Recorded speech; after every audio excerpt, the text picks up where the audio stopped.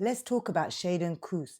She's a 22-year-old Afro Palestinian. She's an activist, an artist, an aspiring lawyer who's in the fourth year of her law degree. Let's talk about the fact that the occupying forces placed her under house arrest on the 1st of February, and then on the 6th of February, they ransacked her home, confiscated her laptop and her telephone, arrested her, and took her to Offa prison. And why? Incitement on social media. Who is Shaden, and why is a 22-year-old such a threat to It's Not Real? Shaden is an artist, a dancer. She performed alongside the El Fanoon Palestine popular dance troupe, who revived traditional Palestinian folk song and dance, and often performed in schools and across community centers.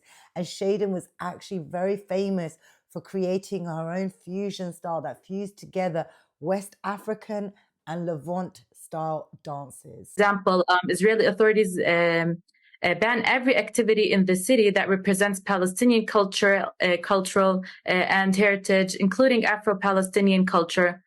As well as being a talented dancer, Shaden was also an artist infamous for painting murals all across East Jerusalem, depicting scenes of cultural resistance and political identity. As well as being a creative, Shaden is also a fourth-year student in her law degree and a hardened activist. Originally a US citizen from the state of Virginia, is currently residing in the West Bank and studying at Birzeit University. Now, why would the occupying forces want to arrest a young, talented Afro-Palestinian activist? Because she became popular on social media.